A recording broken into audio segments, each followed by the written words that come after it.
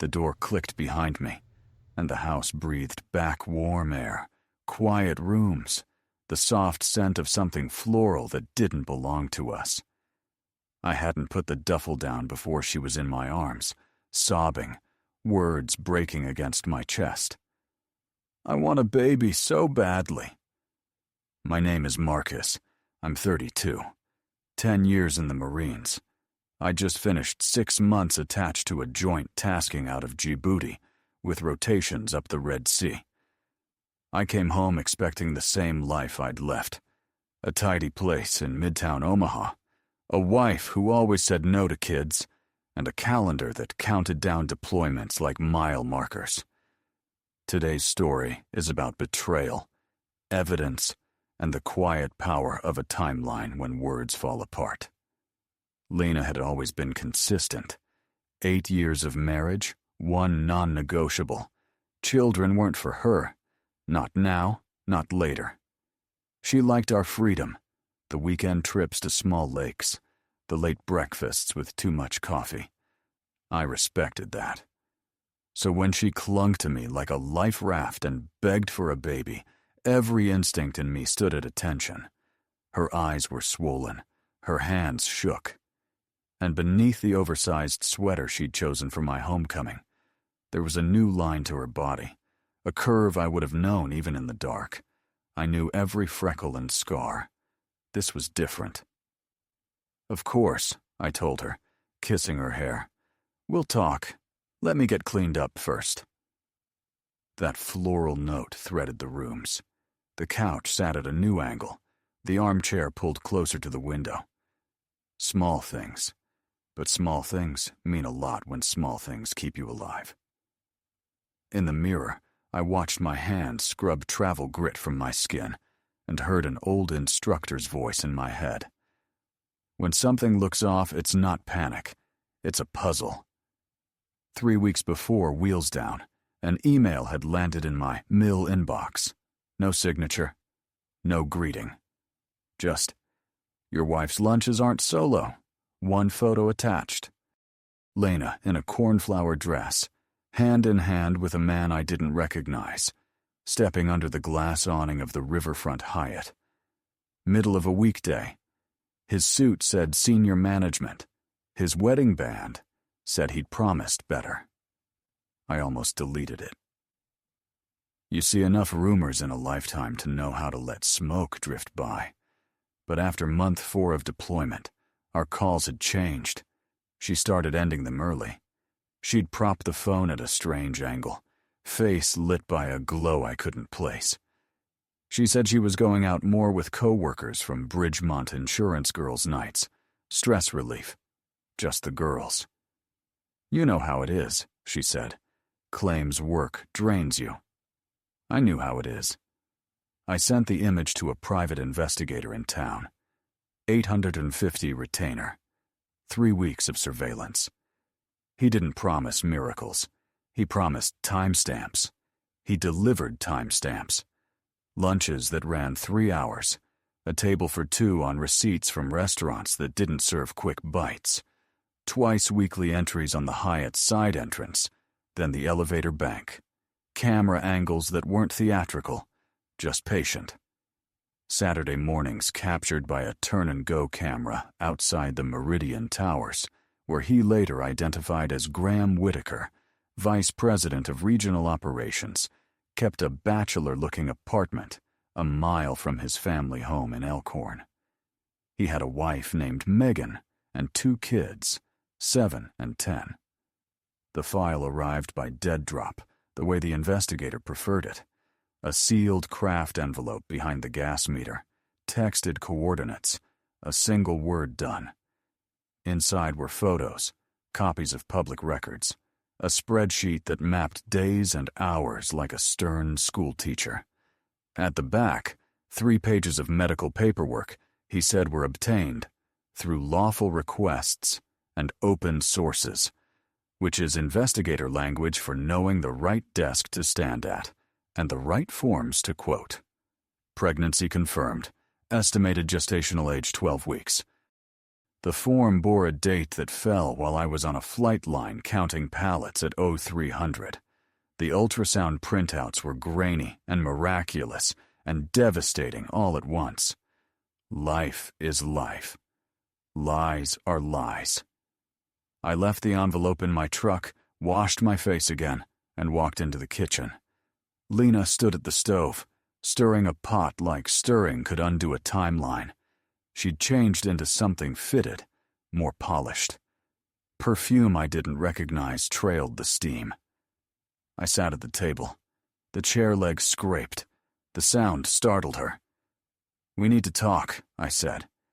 She turned, spoon still in her hand, color drained. "About what?" "About the baby." She pressed her lips together. "How did—" "I was going to tell you. I only found out yesterday. I wanted tonight to be special." "How far along do you think you are?" "A few weeks? Maybe from when you were home in—" "February?" "February." I nodded. "So, what, 8, 9 weeks?" She swallowed. "Probably." I took the envelope from my jacket and slid the first page across the table. Her hand trembled as she recognized the clinic logo. An intake photo captured her in the same sweater she wore to greet me. Timestamp, 3 weeks ago. Her shoulders slumped. "Lena," I said, quieter. "We both know the math." She stared at the counter, then at me. "I never meant—" I put another photo down. The Hyatt, a Tuesday. His hand at her lower back. "Graham," she whispered, like the name cut. "Who is he?" "My boss." Her voice shrank. "He transferred from Minneapolis. It started as lunches. He said his marriage was complicated. Receipts say otherwise." I laid out the spreadsheet the investigator had built. Columns for date, location, duration. Notes on parking garage entries, credit card times. A meticulous armature of facts that didn't care how anyone felt. The room tightened. The smell of the sauce turned from comfort to cloying. "I ended it," she said, "when I found out." Another sheet. 2 days ago. Meridian Towers. Same maternity top she was wearing now, blue with tiny white flowers. She closed her eyes. "Okay. I tried to end it. He said he needed time." "Does he know about the baby?" A beat. "Yes." "What's his plan?" "None." The word collapsed between us. "He says he can't leave his kids. He says he'll help quietly if I keep things quiet." "And your plan?" Her gaze finally met mine. "To save us. To ask you to try. To make it work." Silence held. The spoon ticked slowly in the pot like a wooden clock. "Lena, I filed 2 weeks ago," I said. "From overseas. My lawyer served notice as soon as I landed. Shock, then calculation, then a kind of frayed resolve. You can't just—" "I can." And I did. I slid the petition across. "This is not legal advice, but my attorney's notes are attached about marital funds, dissipation, and the impact of adultery on division in Nebraska, when evidence shows misuse. We have receipts." She scanned the lines, numb. "This is my home, too. I bought it before the wedding.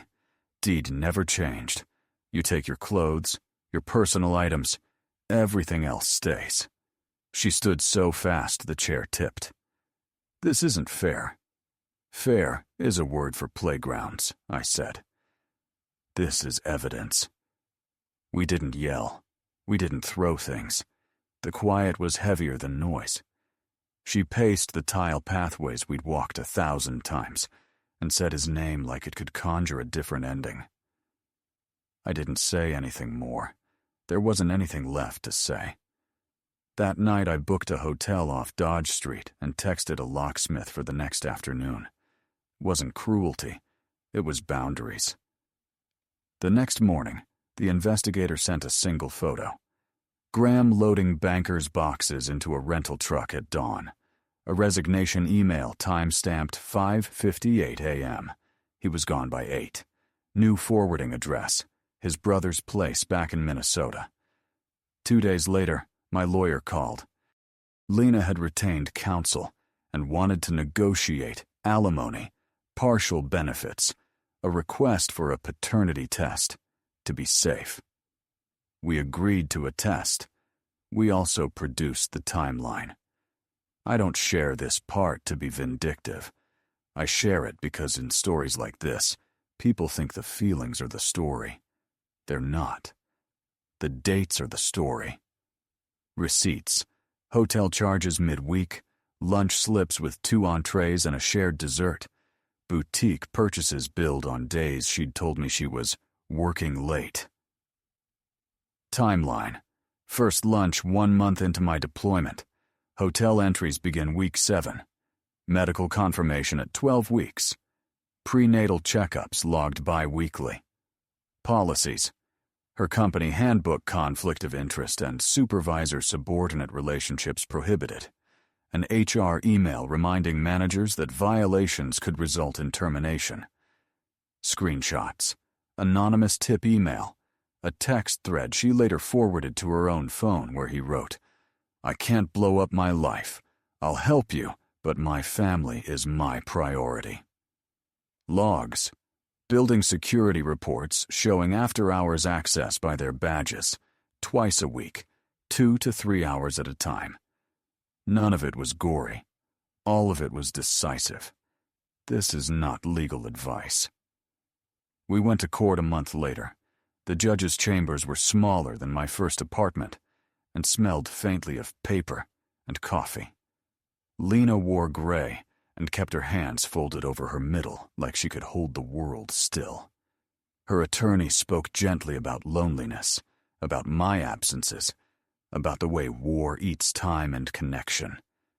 My lawyer didn't argue feelings. He handed over the medical dates, the timeline, the logs. He asked the court to take judicial notice of biology. The judge read silently for a while, and then asked me to confirm my deployment dates. I did.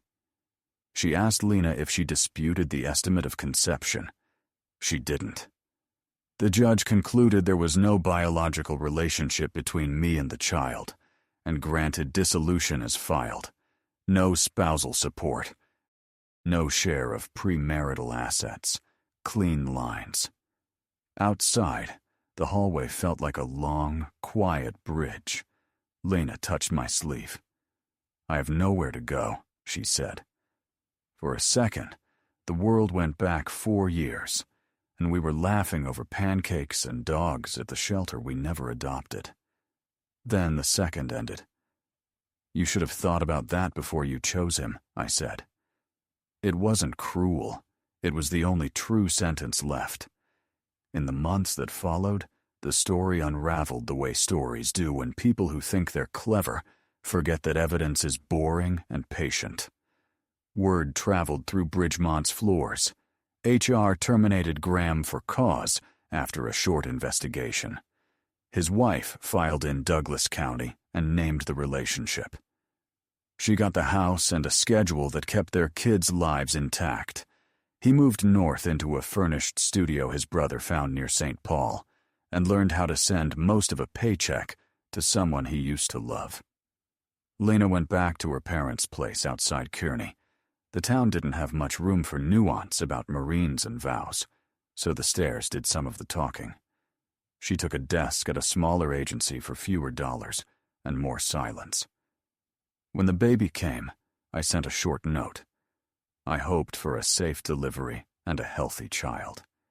That was all I said, and all I meant. I don't have a grand moral to sell. I have small ones that fit in a pocket.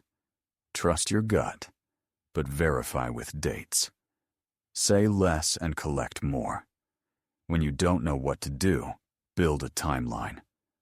I used my GI Bill to finish a degree in criminal justice. I moved to a smaller house on a street where the evenings are blue and kind. I learned how to cook on Sundays and keep leftovers labeled, which is its own kind of order. I started seeing someone who works nights at the VA and understands long shifts, alarm clocks at the wrong hours, and the way service changes a person's quiet. If you're listening to this, and your life feels like that moment in my kitchen, steam rising, spoon ticking, a lie balancing on the edge, here's the part I wish someone had said to me. You can do this without cruelty. You can end it with evidence. You can leave and still bless what was once good. You can be the kind of person you'll be proud to sit alone with later. And if you've made it this far into my story, this is the only interruption I'll make. If you value long, first-person narratives about real choices and real consequences, tap like and subscribe. It helps more than you think. Back to that first night. I checked into the hotel, sat on the bed with the envelope beside me, and listened to the air unit hum. I thought about the ocean at sunrise, about the terrible beauty of a horizon that doesn't care who you are.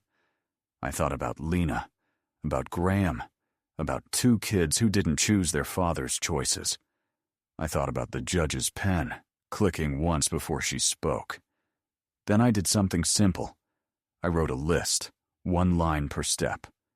Call the locksmith, box the spare uniforms, cancel the streaming services, return the wedding dishes to her mother, email HR to thank them for their service to me when they sent a letter verifying deployment dates.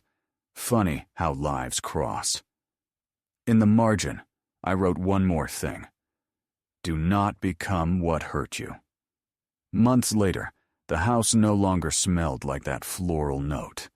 It smelled like cedar balls and coffee, and on good nights, cumin and roasted vegetables. My phone sometimes buzzed with old numbers, and sometimes with new ones. On weekends, I drive south along the river and let the world unfold. Healing is not a movie montage. It's a sequence of receipts that no one else will ever see. Miles driven without thinking of a key left behind. A night of sleep without a dream of a door opening. A morning where laughter is a sound you make without rehearsing it. People ask if I hate her. I don't. I hate the story she wrote over ours.